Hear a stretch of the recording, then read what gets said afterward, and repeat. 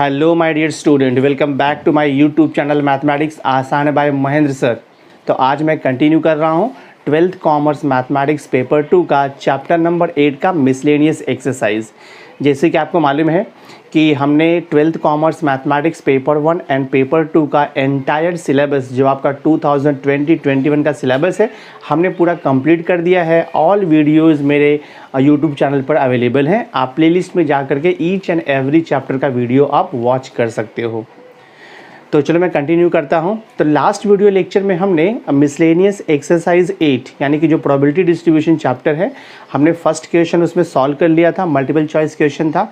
Second हमने कर लिया था fill in the blanks and third हमने कर लिया था ट्रू एंड फॉल्स टाइप का क्वेश्चन। तो आज हम क्वेश्चन नंबर 4 से कंटिन्यू करने वाले हैं। अब क्वेश्चन नंबर 4 में 2 पार्ट है, तो पहले हम पार्ट 1 को सॉल्व करेंगे, उसके बाद हम पार्ट 2 को सॉल्व करेंगे। तो वीडियो लेक्चर बहुत ही इंपॉर्टेंट है, एंड तक वीडियो पर बने रहना। और अगर आपको वीडियो अच्छा लगेगा इसे लाइक करके अपने दोस्तों को शेयर कर देना। तो चलो मैं स्टार्ट करता हूँ। क्वेश्चन नंबर 4 का देखो फर्स्ट पार्ट हम पहले सॉल्व करते हैं। तो यहाँ पर क्वेश्चन नंबर 1 दिया है, identify the random variable as a discrete और continuous, if it is discrete find its range. तो जो क्वेश्चन नंबर 1 है उसमें आपको पूछ रहा है कि identify the types of random variable. हमें मालूम है कि 2 टाइप का रैंडम वेरिएबल होता है, एक तो होता है डिस्क्रीट रैंडम वेरिएबल और सेकंड होता है कंटिन्यूअस रैंडम वेरिएबल। आपको पता ही है बिकॉज हमने प्रोबेबिलिटी चैप्टर में ऑलरेडी ये सब चीज़ें कवर किया हुआ है। एक बार फिर मैं आपको डेफिनेशन बता देता हूँ कि डिस्क्रीट क्या है और कंटिन्यूअस क्या है। A random variable which takes only integral value, या उसे बोलते हैं हम डिस्क्रीट वैल्यू या तो फिर integer value, is known as a discrete random variable. ठीक है।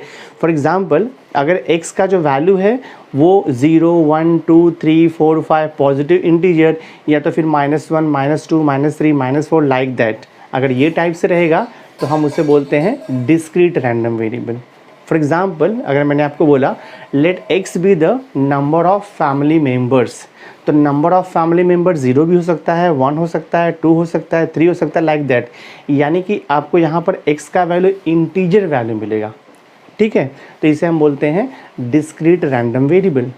या सपोज मैंने आपको बोल दिया let x be the number of benches in a classroom, तो नंबर ऑफ बेंचेस 0 हो सकता है, 1 हो सकता है, 2 हो सकता है, 3 हो सकता है, लाइक दैट। ठीक है, दिस वे। तो ये सब आपका डिस्क्रीट रैंडम वेरिएबल होता है। सेकेंड टाइप का रैंडम वेरिएबल होता है कंटिन्यूअस रैंडम वेरिएबल। तो कंटिन्यूअस रैंडम वेरिएबल का डेफिनेशन देखो मैं आपको देता हूँ। A random variable x is said to be continuous if its take any value between the given interval, any real value between the given interval. Short में आपको सिर्फ ध्यान में रखना है कि कंटिन्यूअस रैंडम वेरिएबल में डेसिमल वैल्यू भी आता है, और यानी कि फ्रैक्शनल वैल्यू, डेसिमल वैल्यू या फिर इंटीग्रल वैल्यू, ये सब उसमें आता है। फॉर एग्जांपल सपोज जैसे मैंने आपको बोला let x be the height of the student in centimetre, तो height of the student in centimetre exact integer नहीं आएगा, या आ भी सकता है वो।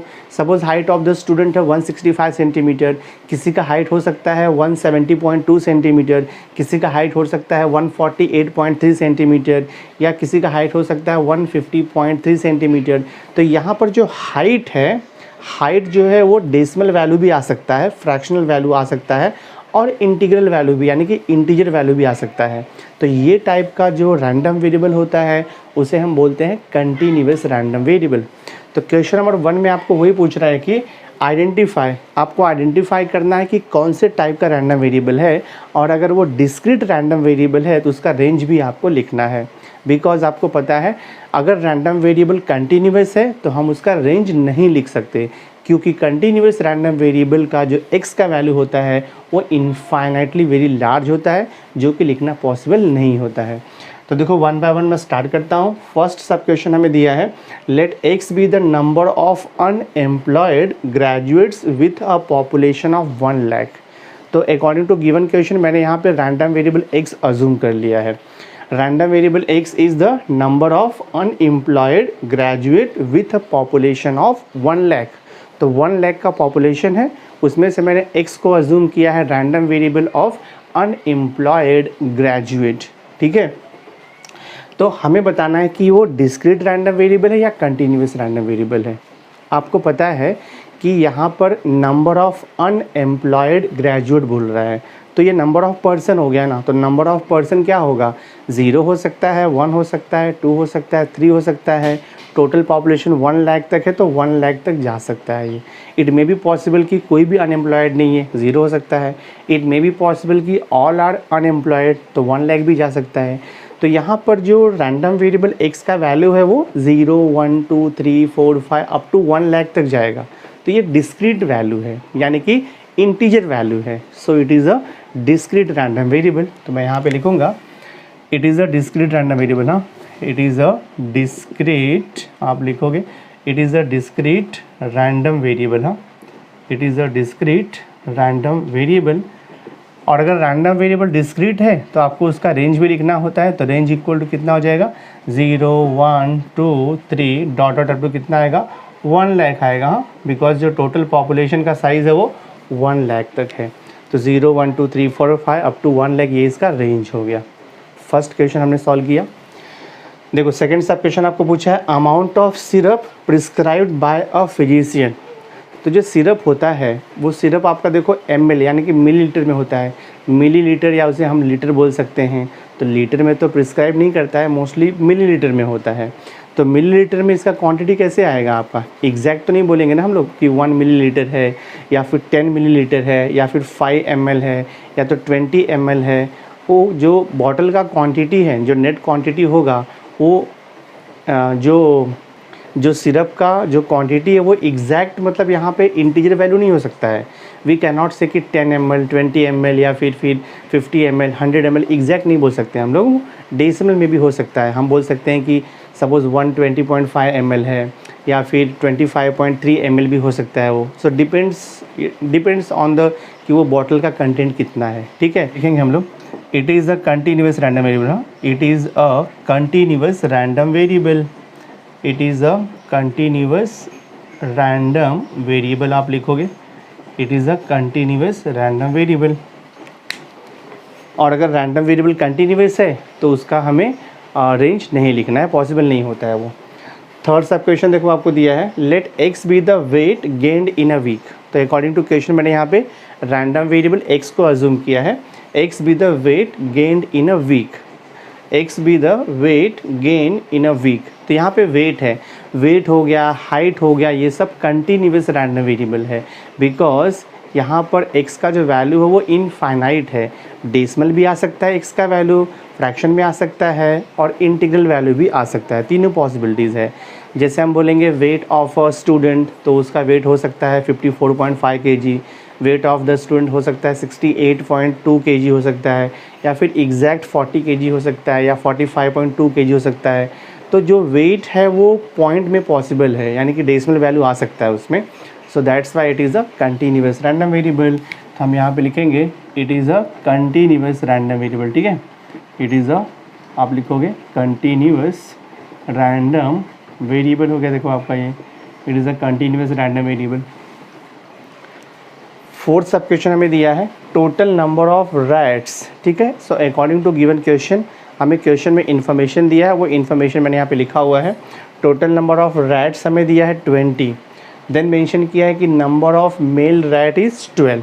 तो आउट ऑफ 20 12 जो है वो मेल रैट है। ये हमने क्या अज्यूम किया है, let x equal to 5 selected rats which are female.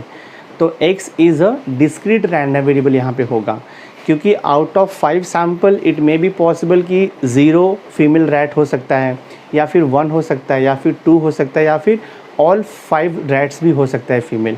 तो यहाँ पर x का वैल्यू 0, 1, 2, 3, 4, 5 आ रहा है, मतलब ये डिस्क्रीट वैल्यू है।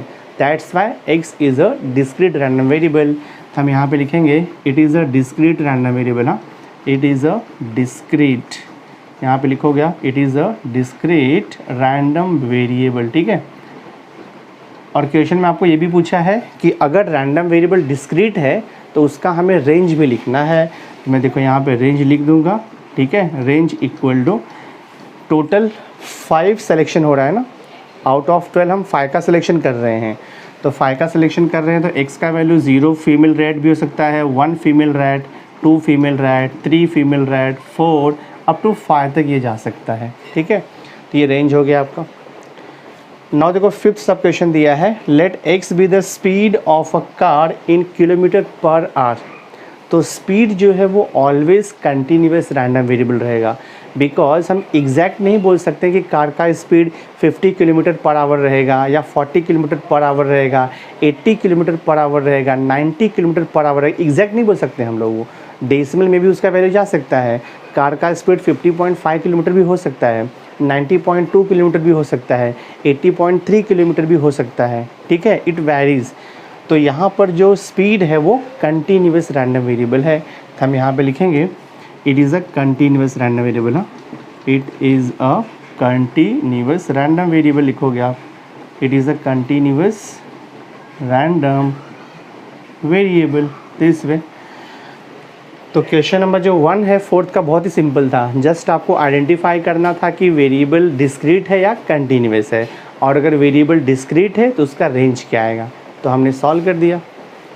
नाउ क्वेश्चन नंबर 2 देखो हमें दिया है, following is the probability distribution बोल रहा है। एक्स का वैल्यू दिया है 1 2 3 4 5 6 and corresponding probability of each value दिया है हमें के, 2 के, 3 के, 4 के, 5 के, 6 के। यानी कि 1 का प्रोबेबिलिटी के है, 2 का प्रोबेबिलिटी 2 के, 3 का प्रोबेबिलिटी 3 के दिया है, और 4 का प्रोबेबिलिटी 4 के है, 5 का प्रोबेबिलिटी 5 के है, 6 का प्रोबेबिलिटी 6 के हमें दिया हुआ है। तो फर्स्ट क्वेश्चन पूछ रहा है हमें कि डिटरमाइन द वैल्यू ऑफ के का वैल्यू क्या आएगा, उसके बाद हमें ये प्रोबेबिलिटीज़ फाइंड आउट करना है। तो बहुत ईजी है, हम इसे सॉल्व करते हैं। तो I will start the solution, ठीक है। तो जो आपको क्वेश्चन में दिया है ना, वहाँ से ही आप स्टार्ट करोगे।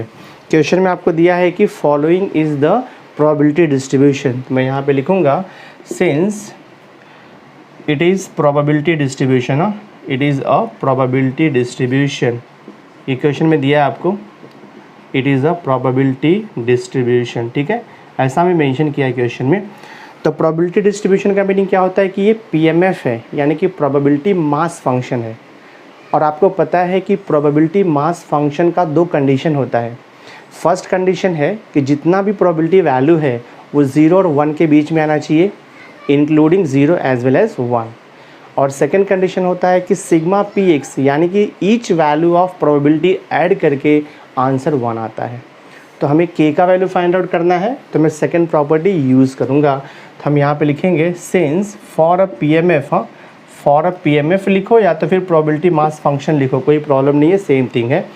For a PMF we know that sigma P X, sigma P X equal to always 1 होता है।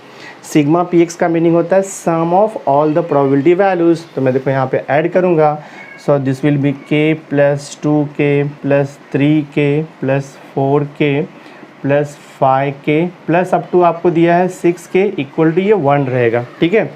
ऐड करते हैं हम, देखो यहाँ पे 2 + 1 3, 3 + 3 6, 6 + 4 10 हो जाएगा, 10 + 5 हो जाएगा 15, 15 + 6 21k हो जाएगा। तो हमें यहाँ से क्या मिलेगा, 21k इक्वल टू 1। तो यहाँ से देखो हमें k का वैल्यू मिल जाएगा। मैं यहाँ पे देखो लिखता हूँ, तो I will write here therefore k equal to हमें मिल जाएगा 1/21। ये आपका k का वैल्यू हो गया। k का वैल्यू मिल गया तो हमारा ये फर्स्ट पार्ट देखो सॉल्व हो गया। अब मैं ये सेकंड पार्ट सॉल्व करूँगा। हाँ, ये मैंने पहले फर्स्ट पार्ट सॉल्व किया, अब देखो मैं सेकंड पार्ट सॉल्व करता हूँ। सेकंड पार्ट में आपको प्रोबेबिलिटी पूछा हुआ है, प्रोबेबिलिटी x < ≤ 4। तो हमें पूछ रहा है find probability x < ≤ 4। Probability x < = 4 का मीनिंग होता है कि x का वैल्यू 4 या 4 से कम रहेगा। तो x का वैल्यू 4 और 4 से कम क्या क्या आएगा, x का वैल्यू 4 और 4 से कम यानी कि 3 to 1 तक जाएगा। तो हम इसे लिखेंगे प्रोबेबिलिटी x = 4, और आता है तो और का मतलब एडिशन होता है, प्लस प्रोबेबिलिटी x = 3, फिर और आएगा प्रोबेबिलिटी x = 2, ठीक है। फिर यहाँ पे और आता है, और मीन्स एडिशन, प्रोबेबिलिटी x = 1। तो x का वैल्यू 4 और 4 से कम, तो 4 3 to 1 तक जाएगा, ठीक है। तो हम सब ऐड कर देंगे प्रोबेबिलिटी वैल्यूज़ को, देखते हैं कितना आता है। ये हो जाएगा प्रोबेबिलिटी x = 4, देखो आपका यहाँ पे प्रोबेबिलिटी x = 4 कितना है, 4k है। प्रोबेबिलिटी x = 3 तो 3k है। प्रोबेबिलिटी x = 2 तो 2k है। प्रोबेबिलिटी x = 1 तो ये 1k है। हम इसे ऐड कर देते हैं। 4 + 3 कितना आएगा, 7k, 7k + 2 तो 9k, 9k + 1k तो आपको मिलेगा 10k। तो हम यहाँ पे लिख देते हैं 10k, और k का वैल्यू आपको पता ही है, k का वैल्यू हमने निकाला है 1/21। सिंप्लीफाई कर दो 10/21, तो ये आएगा आपका देखो 10/21। ठीक है, तो हमें क्या मिल गया है, प्रोबेबिलिटी x लेस देन और इक्वल टू 4 इक्वल टू कितना मिला, 10/21। ये देखो फर्स्ट पार्ट हमारा सॉल्व हो गया है। 10/21 को आपने एज इट इज़ रखा तो चलिए कुछ प्रॉब्लम नहीं है, इसे डेसिमल में कन्वर्ट करने की ज़रूरत नहीं है, एज इट इज़ रखो, आपको फुल मार्क्स मिलेगा। सेकंड क्वेश्चन क्या पूछ रहा है, देखो हमें यहाँ पे प्रोबेबिलिटी, अब हमें यहाँ पे पूछ रहा है probability 2 less than x less than 4, आपको देखो पूछ रहा है probability 2 less than x less than 4, यानी कि x का जो वैल्यू है वो 2 और 4 के बीच में है। हम 2 और 4 को नहीं लिखेंगे हाँ, बिकॉज यहाँ पे इक्वल टू नहीं दिया है, तो x का वैल्यू 2 और 4 के बीच में है, तो 2 और 4 के बीच में एक ही वैल्यू हमारा है, देखो 2 और 4 के बीच में एक ही वैल्यू 3 है। दैट मीन्स ये क्या हो गया आपका, प्रोबेबिलिटी x इक्वल टू 3 हो गया, और प्रोबेबिलिटी x इक्वल टू 3 कितना दिया है, 3k, तो यहाँ पर लिख दो आप 3k, और k का वैल्यू तो हमें पता ही है 1/21, तो कितना हो जाएगा ये 3/21, रेड्यूस कर दो 1/7, तो ये देखो हमारा सेकंड भी सॉल्व हो गया, सेकंड पार्ट हमारा सॉल्व हो गया। Probability 2 less than x less than 4 is 1/7। Third देखो क्या पूछ रहा है आपको, थर्ड हमें यहाँ पे पूछ रहा है कि प्रोबेबिलिटी x ग्रेटर देन और इक्वल टू 3 कितना आएगा।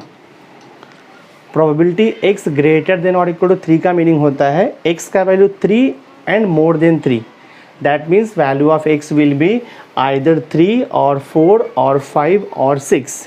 तो जब और आता है तो हम क्या करते हैं, प्रोबेबिलिटी वैल्यूज़ को ऐड कर देते हैं। सो दिस विल बी हो जाएगा प्रोबेबिलिटी, हम लिखेंगे x इक्वल टू 3 और मीन्स एडिशन, प्रोबेबिलिटी देखो x इक्वल टू 4 प्लस आएगा प्रोबेबिलिटी x इक्वल टू 5, और यहाँ पर देखो प्लस आएगा आपका प्रोबेबिलिटी x इक्वल टू 6 तक जाएगा। सो देखते हैं ऐड करें कितना आता है। Probability x equal to 3, probability x equal to 3 आपको दिया है 3k, plus probability x equal to 4 जो है वो 4k है, प्रोबेबिलिटी x इक्वल टू 5 तो ये 5k है, probability x equal to k तो ये देखो आपका 6k आएगा।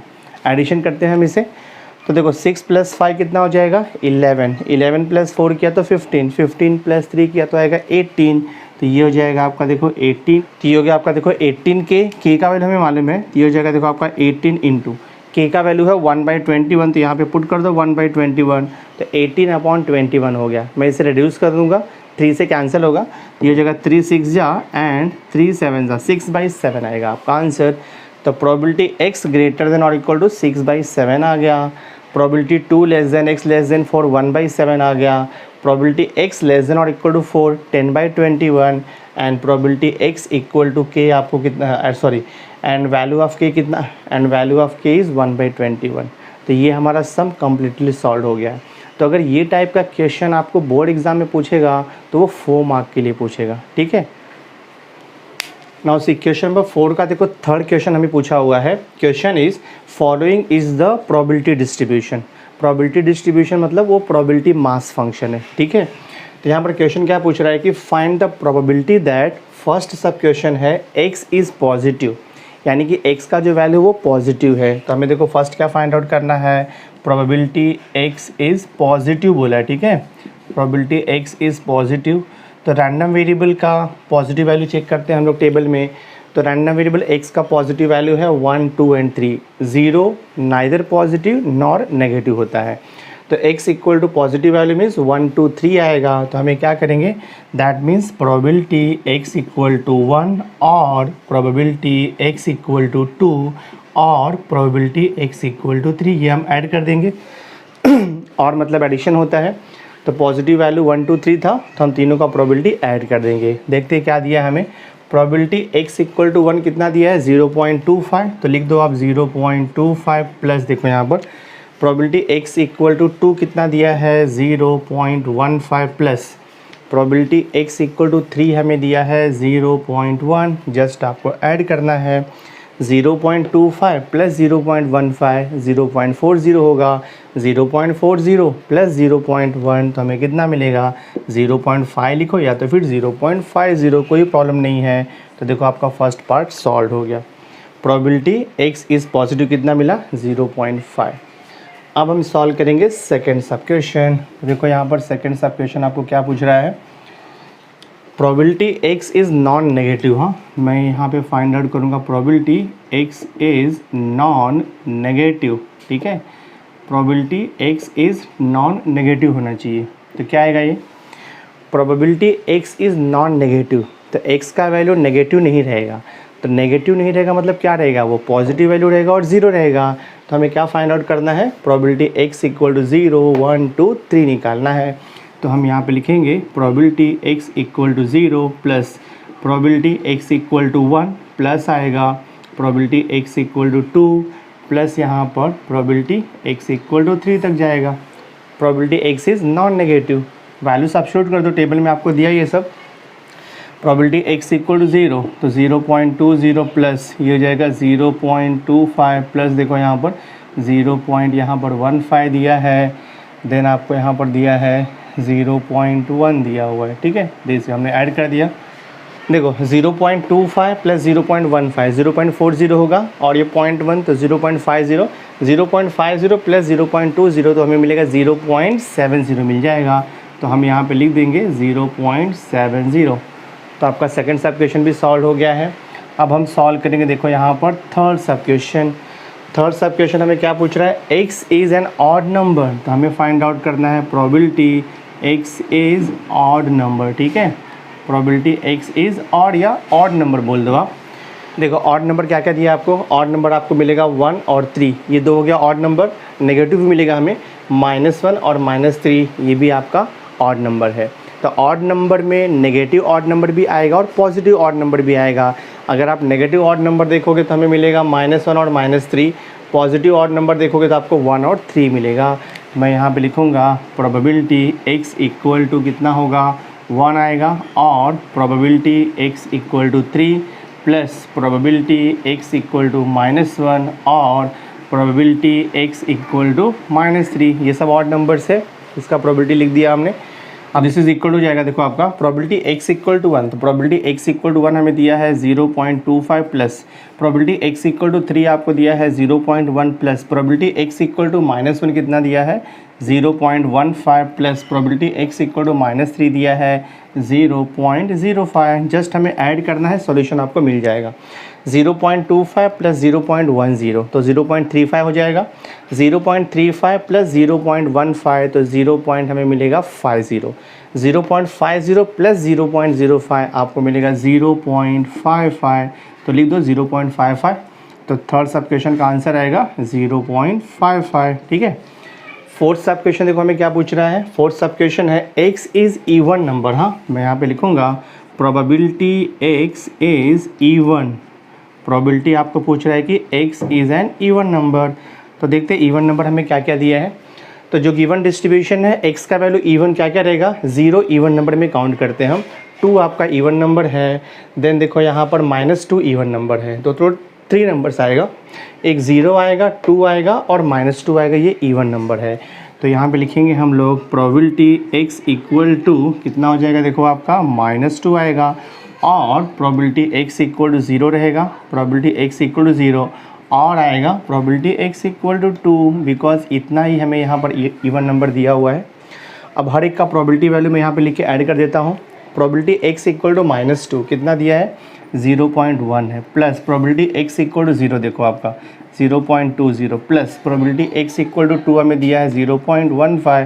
तो इसका एडिशन करते हैं हम, 0.10 प्लस 0.20 0.30 हो जाएगा, 0.30 प्लस 0.15 आपको मिलेगा 0.45। एडिशन करके देख लो 0.45, ये देखो आपका फाइनल आंसर है।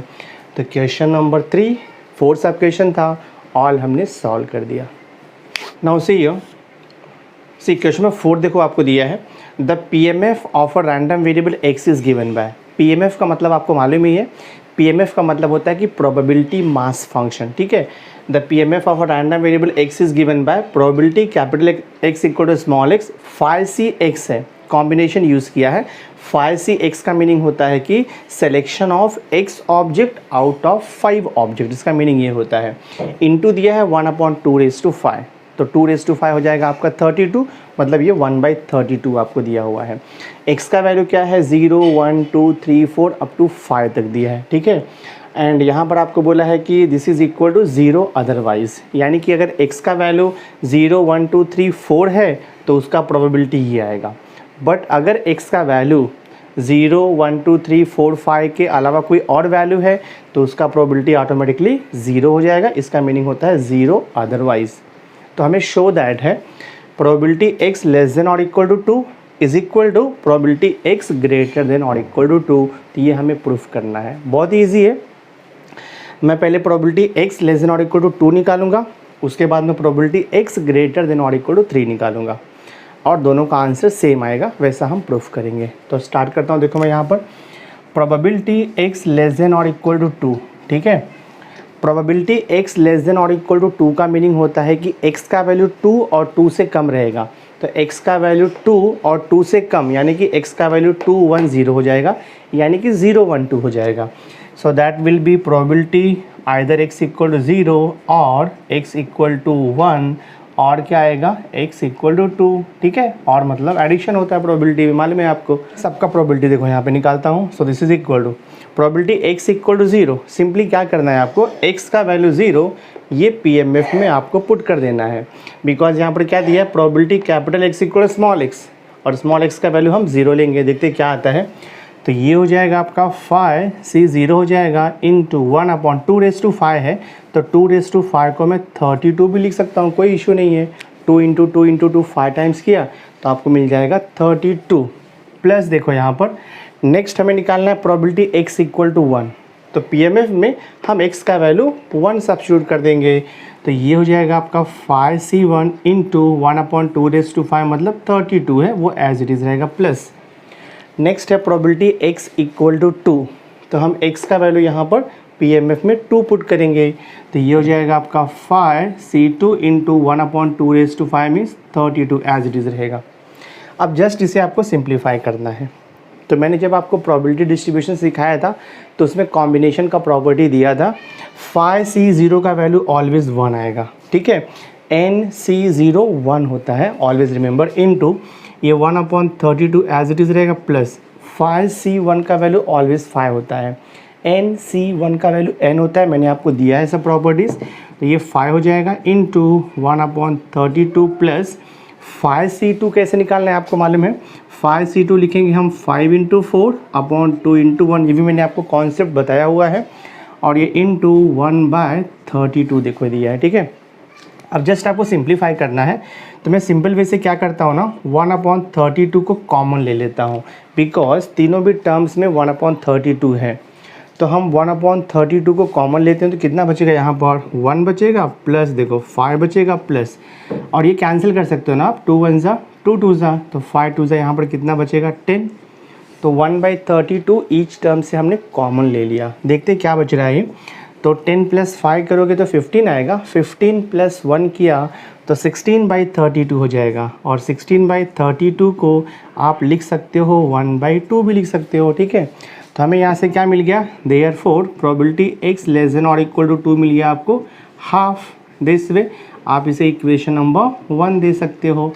तो हमने लेफ्ट हैंड साइड तो फाइंड आउट कर लिया। अब देखो ये निकालेंगे हम प्रोबेबिलिटी x ग्रेटर देन और इक्वल टू 3 फाइंड आउट करेंगे, ठीक है। तब मैं निकालता हूँ सेकंड पार्ट। देखो इसका प्रोबेबिलिटी x ग्रेटर देन और इक्वल टू 3, ठीक है। प्रोबेबिलिटी x ग्रेटर देन और इक्वल टू 3 का मीनिंग होता है कि x will take value 3 and more than 3। तो x का वैल्यू क्या क्या आएगा, 3 आएगा, 4 आएगा, 5 आएगा, बिकॉज मैक्सिमम वैल्यू 5 तक ही हमें दिया है। So this will be probability x equal to 3 और प्रोबेबिलिटी x इक्वल टू 4, और आएगा प्रोबेबिलिटी x इक्वल टू 5 हो जाएगा, ठीक है। तो मैं इसे सिंप्लीफाई करूँगा। प्रोबेबिलिटी x इक्वल टू 3, तो x का वैल्यू 3 देखो, हाँ, यानी कि ये जो आपको PMF दिया है इसमें हम x का वैल्यू 3 पुट करेंगे तो कितना मिलेगा हमें यहाँ पर 5c3 इंटू देखो 1/2 तो वो तो 32 हो जाएगा, फिर प्लस x इक्वल टू 4, तो x का वैल्यू 4 पुट कर दो तो ये हो जाएगा 5c4 और 1/2 मीन्स 1/32 प्लस प्रोबेबिलिटी x का वैल्यू 5, हाँ, तो ये हो जाएगा आपका 5c5 into 1/2 means 32। This way simplify करता हूँ, देखो मैं यहाँ पे, तो ये हो जाएगा 1/32 को हम कॉमन ले सकते हैं, पता है आपको, तीनों भी टर्म्स में 1/32 है। अब ये 5C3 को मैं सॉल्व करूँगा by using the property of combination. तो यहाँ पर देखो 3 दिया है ना, तो आप क्या लिखोगे अपॉन में 3 इंटू 2 इंटू 1 लिखोगे, तो ये 3 टाइम्स है यानी कि 3 फैक्टर है। तो 5 को भी रिवर्स ऑर्डर में आपको लिखना है 3 टाइम्स यानी कि 5 और 3। फिर देखो प्लस यहाँ पे 1/32 हमने कॉमन लिया है और यहाँ पर देखो आपका ये 4 है, तो आप लिखोगे 4 इंटू 3 इंटू 2 इंटू 1 तक जाते हैं हम ऑलवेज। 4 फैक्टर है, 5 को रिवर्स ऑर्डर में 4 टाइम्स लिखो, तो ये हो जाएगा 5 इंटू 4 इंटू 3 इंटू 2 तक जाएगा दिस वे, फिर प्लस 5C5। तो जब ये दोनों नंबर सेम होता है तो आंसर 1 आता है। तो 5C5 यानी उसे बोलते हैं हम NCN इक्वल टू 1 होता है, तो हम यहाँ पर 1 लिख देंगे, ठीक है। एंड 1/32 तो हमने कॉमन लिया हुआ है ईच टर्म में। देखते सिंप्लीफाई करके क्या आता है ये। दिस इज़ 1/32 ब्रैकेट में देखो आप कैंसिलेशन करेंगे हम, तो ये देखो 3 3 कैंसिल हो गया, 2 2 सा कैंसिल हो गया, यहाँ पर कैंसिलेशन करो 4 3 2, ये देखो 4 3 2 कैंसिल हो गया, तो कितना बच रहा है हमें यहाँ पे 5 2 सा 10 बच रहा है, प्लस यहाँ पर देखो 5 बच रहा है और ये प्लस बच रहा है 1। सो देखते हैं हमें यहाँ से क्या मिलता है। So this is equal to 1/32 multiplied by, addition कर दो ब्रैकेट का, 10 + 5 15, 15 + 1 किया तो हमें मिल जाएगा 16। तो ये हो गया आपका डिवाइड करके 1/2 आ गया, ठीक है। तो हमें क्या मिला, therefore probability x greater than और इक्वल टू 3 भी हमें 1/2 मिला। मैं इसे दे देता हूँ इक्वेशन नंबर 2, ठीक है। ये आपका हो गया इक्वेशन नंबर 2। अब आप इक्वेशन 1 और 2 को कंपेयर कर लो। इक्वेशन 1 में हमें प्रोबेबिलिटी x लेस देन और इक्वल टू 2 हाफ मिला है, इक्वेशन 2 में हमें प्रोबेबिलिटी x ग्रेटर देन और इक्वल टू 3 भी हाफ मिला है। तो मैं यहाँ पर लिखूँगा देयरफॉर फ्रॉम इक्वेशन 1 एंड 2 हमने देखो प्रूफ कर दिया प्रोबेबिलिटी x लेस देन और equal to 2 is same as probability x greater than और इक्वल टू 3। आप यहाँ पे लिख दो हेंस प्रूव्ड, ठीक है। तो हमने देखो यहाँ पर क्वेश्चन नंबर 4 भी सॉल्व कर दिया।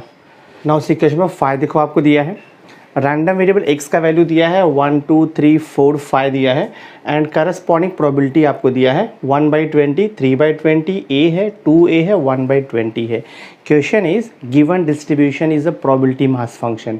ये प्रोबेबिलिटी मास फंक्शन है या उसे आप बोल सकते हो प्रोबेबिलिटी डिस्ट्रीब्यूशन है।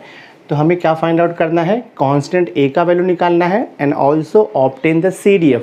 CDF का मीनिंग होता है क्यूमुलेटिव डेंसिटी फंक्शन, या आप उसे बोल सकते हो क्यूमुलेटिव डिस्ट्रीब्यूशन फंक्शन, ठीक है। तो सबसे पहले मैं a फाइंड आउट करूँगा। तो गिवन थिंग से स्टार्ट करते हैं हम लोग। सिंस गिवन, आप लिखोगे since given distribution is a PMF आपको दिया, ठीक है। Since given distribution is a PMF probability mass function. Therefore आपको प्रॉपर्टीज़ तो पता ही है, आपको डेफिनेशन तो मालूम ही है PMF का प्रोबेबिलिटी मास फंक्शन का। All probability values lies between 0 and 1 including 0 and 1। And जो सेकेंड प्रॉपर्टी है all sum of all the probability value equal to 1 होता है। तो मैं सेकेंड प्रॉपर्टी यूज़ करूँगा। So we know that for a PMF sigma px इक्वल टू होता है 1। सिग्मा px का मतलब होता है जितना भी प्रोबेबिलिटी वैल्यू है उसे ऐडअप करो और इक्वल टू 1 आएगा। तो मैं ऐड करता हूँ, देखो यहाँ पर probability value. So this is 1/20, देखो ये आपका है 1/20 plus this is 3/20 plus a है प्लस 2a है प्लस 1/20 इक्वल टू 1 आएगा, ठीक है। ऐड करूँगा मैं 1/20 प्लस 3/20, 1/20 प्लस 3/20 किया तो 4/20 आएगा। 4/20 प्लस 1/20 तो आपको मिलेगा 5/20 प्लस a प्लस 2a तो आपको मिलेगा 3a इक्वल टू हो जाएगा 1। 5/20 को रिड्यूस करोगे तो आपको मिलेगा 1/4 प्लस 3a इक्वल टू 1 आएगा। सो 3a इक्वल टू 1 माइनस 1/4। अगर आप इसे क्रॉस मल्टीप्लाई करोगे तो 3a इक्वल टू 4 1 सा 4 माइनस 1 आपको मिलेगा 3/4। बोथ साइड हम 3 को कैंसिल कर सकते हैं। सो देखो आपको a का वैल्यू मिल गया, a इज़ इक्वल टू 1/4। तो आपका जो फर्स्ट पार्ट पूछा था ना कि फाइंड a, वो सॉल्व हो गया, a का वैल्यू 1/4 आ गया। एक बार आपको a का वैल्यू मिल गया है उसके बाद CDF निकालना बहुत ही इजी है, बिकॉज CDF निकालने के लिए हमें PMF पता होना चाहिए यानी कि प्रोबेबिलिटी पता होना चाहिए। तो अब मैं देखो CDF निकालता हूँ, तो मैं यहाँ पे लिखूँगा टू फाइंड CDF, ठीक है। तो CDF निकालने के लिए जस्ट मैं 3 कॉलम बना देता हूँ, वहाँ से सॉल्यूशन आपको मिल जाएगा। फर्स्ट कॉलम आपका x का वैल्यू रहेगा, सेकंड कॉलम जो है वो प्रोबेबिलिटी रहेगा आपका px, और थर्ड कॉलम आपका कैपिटल F ऑफ x रहेगा, या उसे हम बोलते हैं CDF दिस वे। तो यहाँ पे टेबल कंप्लीट करो। x का वैल्यूज़ आपको दिया है 1 2 3 4 और देखो 5 तक दिया हुआ है, ठीक है। एंड करस्पॉन्डिंग प्रोबेबिलिटी कितना दिया है देखो आपको, ये 1/20 है, फिर ये देखो आपको 3/20 है, फिर आपको a दिया है और a का वैल्यू 1/4 हमने निकाला है, तो इसको 1/4 लिख दो आप। देन उसके बाद इसका प्रोबेबिलिटी कितना दिया है, 2a है, तो 2a इंटू a का वैल्यू देखो 1/4 है। फिर यहाँ पे 5 का प्रोबेबिलिटी कितना दिया है, 1/20 दिया है, ठीक है। अब लास्ट कॉलम आपको निकालना है, बट लास्ट कॉलम निकालने के लिए थोड़ा सा मैं मॉडिफाई कर देता हूँ। यहाँ पर 1/4 है तो हमें 1/20 लाना है, तो 1/20 लाने के लिए ये 4 को 5 से इंटू करना पड़ेगा, तो 1 को भी 5 से इंटू करेंगे तो ये हो जाएगा आपका 5/20 लिख सकते हैं हम लोग, ठीक है। सेम वे यहाँ पर देखो आपका ये 2/4 है, तो 2/4 है, हमें अपॉन में 20 लाना है, तो यहाँ पर भी आप 5 से मल्टीप्लाई डिवाइड कर दो, तो 5 2 ज़ा 10 और ये कितना हो जाएगा 5 4 ज़ा आपका हो जाएगा 20, और ये तो 1/20 है। ऐसा हम क्यों कर रहे हैं, क्योंकि जो नेक्स्ट कॉलम निकालेंगे CDF का उसमें एडिशन करना है, तो एडिशन करने के लिए अगर आपका डिनोमिनेटर सेम रहेगा तो हम इजीली उसे ऐड कर सकते हैं। अब कैसे देखो CDF निकालना है, फर्स्ट 1 का प्रोबेबिलिटी कितना दिया है 1/20 आप एज इट इज़ लिखोगे, ठीक है। अब आपको x = 2 का CDF आपको निकालना है, तो बहुत ही सिंपल है। x = 2 का जो प्रोबेबिलिटी है ना वो इसमें ऐडअप करते जाओगे आप, कितना हो जाएगा देखो आपका ये 1/20 प्लस 3/20, तो आपको मिल जाएगा ये 4/20 मिल जाएगा। आप इसे रिड्यूस करें कितना, हाँ ये आपको 4/20 मिल जाएगा। नेक्स्ट देखो यहाँ पे, अब ये x = 3 का हमें CDF निकालना है, तो ये 4/20 मिला है ना, तो 4/20 प्लस इसका करस्पॉन्डिंग प्रोबेबिलिटी ऐड कर दो 5/20, तो कितना हो जाएगा देखो ये 9/20 हो जाएगा। आपको x = 4 का CDF चाहिए, तो इसके पहले का कितना मिला है आपको CDF 9/20 मिला है, तो 9/20 प्लस इसका करस्पॉन्डिंग प्रोबेबिलिटी कितना है 10/20 ऐड कर दो, तो ये हो जाएगा आपका 19/20। नेक्स्ट x = 5 का CDF चाहिए, तो x = 5 का CDF निकालने के लिए इसके पहले का CDF कितना है 19/20, उसमें ये करस्पॉन्डिंग प्रोबेबिलिटी ऐड कर दो 1/20, तो ये कितना हो जाएगा 20/20 को आप 1 भी लिख सकते हो। तो लास्ट में आपका आंसर 1 आना चाहिए, तो जस्ट आपको ऐडअप करते जाना है। तो ये जो कॉलम है ये हमारा CDF का कॉलम हो गया, ठीक है। मतलब आप ऐसे लिख सकते हो, यहाँ पर x का वैल्यू और यहाँ पर देखो हम लिख सकते हैं उसका CDF। x का वैल्यू क्या क्या है 1 2 3 4 और देखो 5। CDF क्या मिला हमें 4/20, CDF क्या मिला आपको 1/20। यहाँ पे 4/20 को रिड्यूस करके आप यहाँ पे 1/5 भी लिख सकते हो, ये 9/20 तो एज इट इज़ रहेगा, और ये 19/20 भी एज इट इज़ रहेगा, और ये 1 हो जाएगा आपका 20/20। सो this is the required answer. ये हमारा CDF हो गया, आपका सम सॉल्व हो गया। सो माय डियर स्टूडेंट, इस वीडियो लेक्चर में हमने मिसलेनियस एक्सरसाइज 8 यानी कि प्रोबेबिलिटी डिस्ट्रीब्यूशन का क्वेश्चन नंबर 4 का हमने 5 सब क्वेश्चन सॉल्व कर दिया है। सो आई होप आज का ये वीडियो लेक्चर आपको अंडरस्टैंड हुआ रहेगा। अगर वीडियो अच्छा लगा होगा इसे लाइक कर देना, मैक्सिमम स्टूडेंट्स को शेयर कर देना, और अगर अभी तक आपने मेरे चैनल को सब्सक्राइब नहीं किया है तो सब्सक्राइब करके बेल आइकन जरूर प्रेस कर देना, सो दैट मैं जो भी लेटेस्ट वीडियो बनाऊंगा उसकी नोटिफिकेशन आपको टाइम पर मिलती रहेगी। So thanks for being with me, मिलते हैं नेक्स्ट लेक्चर में।